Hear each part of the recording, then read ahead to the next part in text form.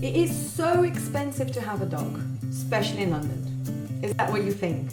I used to think like that when I had Marvin, and today I run the numbers and you're not going to believe what I found.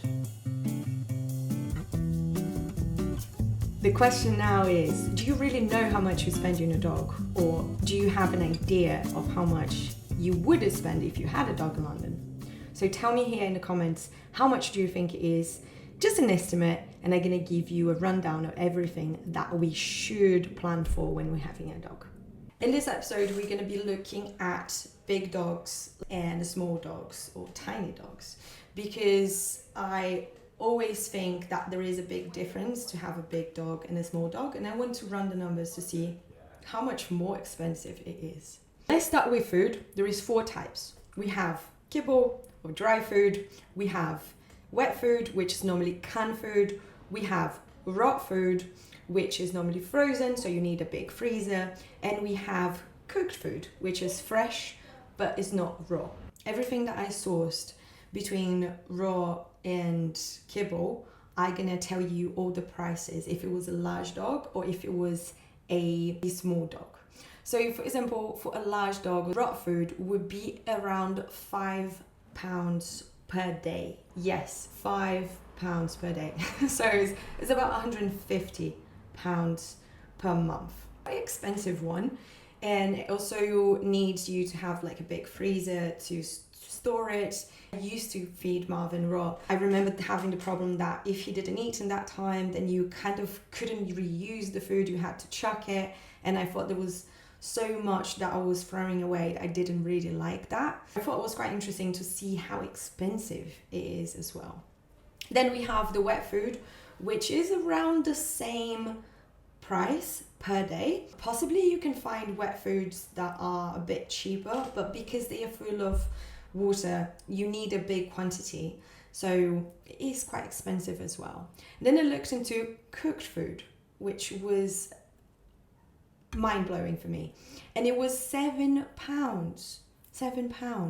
per kilogram. I couldn't find how much it would be. Like the feeding advice for cooked foods, it makes you basically do a count with the website and things like that. It was really complicated, so I didn't manage to see how much it would be for a generic dog, but £7 per kilogram gonna be around, I imagine gonna be around the same amount as raw, so you're paying about £5 per day, which is very, very, very expensive, which for me leaves me with the option of probably mixing a little bit kibble and wet food, just to not make it so expensive, but also have something that is nice and very palatable for my dog.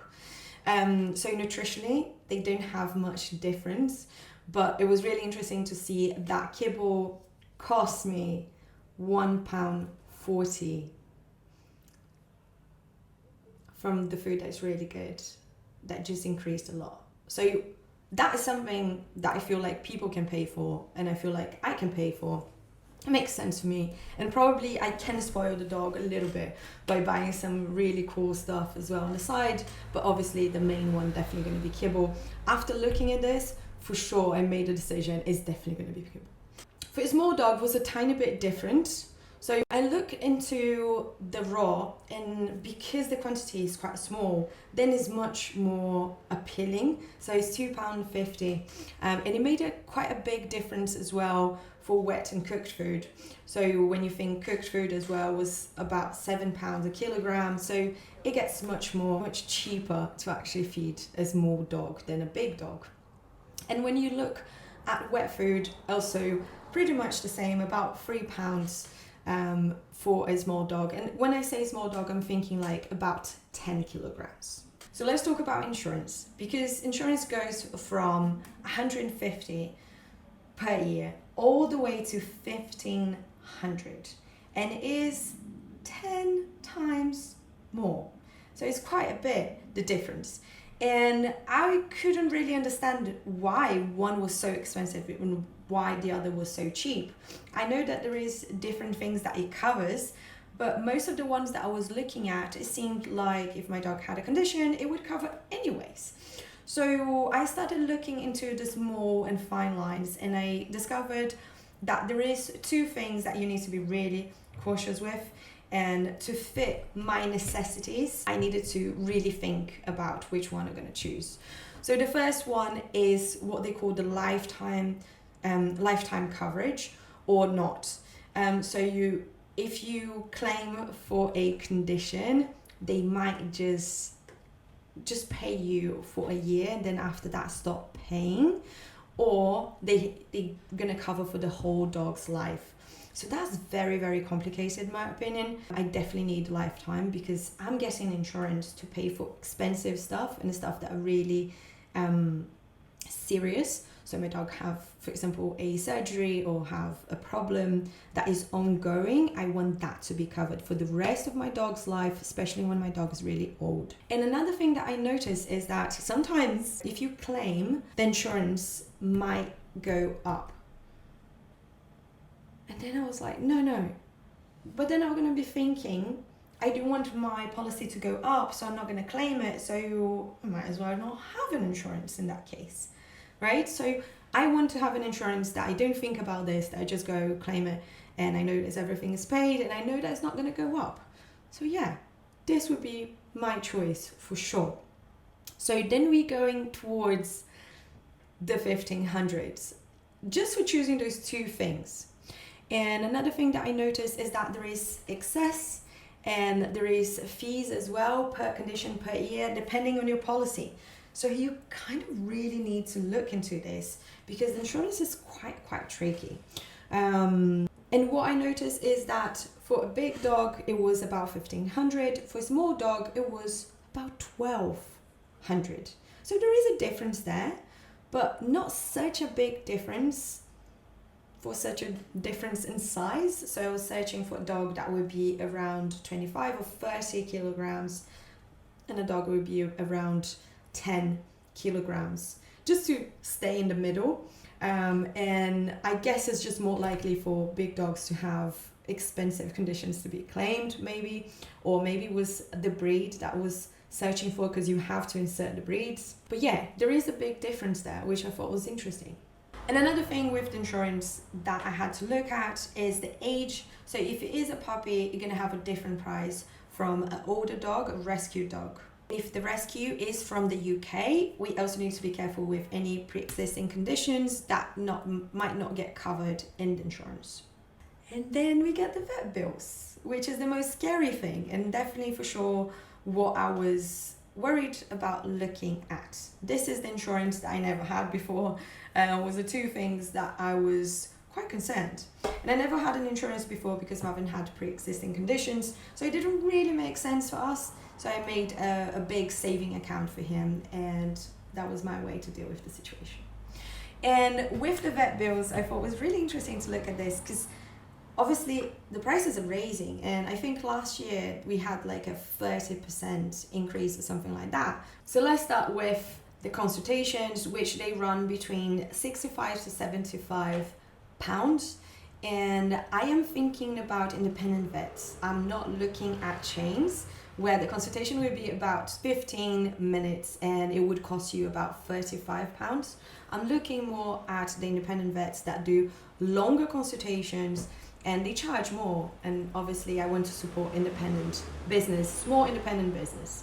And then there is one more option, which are the subscriptions types of vet, which I think is really interesting. And they run between 20 to 33 pounds, which I thought was quite helpful. They cover loads of things depending on the place and the subscription.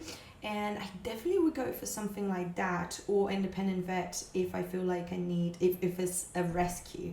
Really like those two options and they seem quite possible at the moment. Let's see the end of this. But then we have prescriptions. So all the things that you buy from the vet, you pay about 20 to 25 per prescription, which is mind-blowing for me that you have to pay for prescription. But yeah, you do. And it's not only that, microchipping, neutering, your breeder should have your dog already microchipped, but some people actually have to do it in the vet. And also with the rescues, you might have to do it as well. Then we have the jabs, which are around £95 for puppy vaccination, and the yearly vaccination about £70. And then we have flea and treatment. Oh my god, this is expensive. It runs between 25 for a large dog to 21 for a small dog if you buy online, so then you have to have a prescription, or you can buy it from the vets, which is a little bit more expensive. I think last time that I bought with Marvin was £65. And castration is about 350 to 500 for castration as well. So, and I added grooming, and you might remember that I used to groom Marvin, and I got so many comments about this, that I used to do a horrible job, it looked bad, and it was not like the most fancy haircut. But I need to tell you something. For me, the most important thing with Marvin is making sure he was comfortable, because I didn't have the option to train him to go to a groomer. So this time I do. This time I might have, if I don't get a rescue, or if the rescue is not really scared of certain things, I might be able to take this dog to the grooming.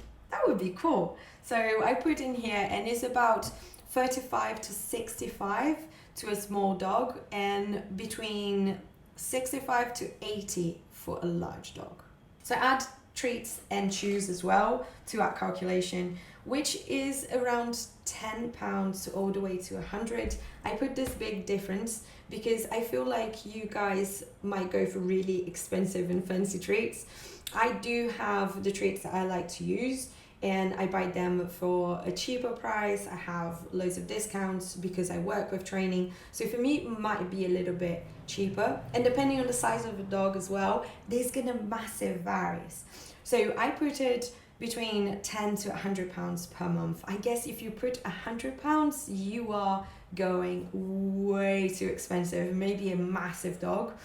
But I'm thinking that probably £20-30 is the most reasonable one.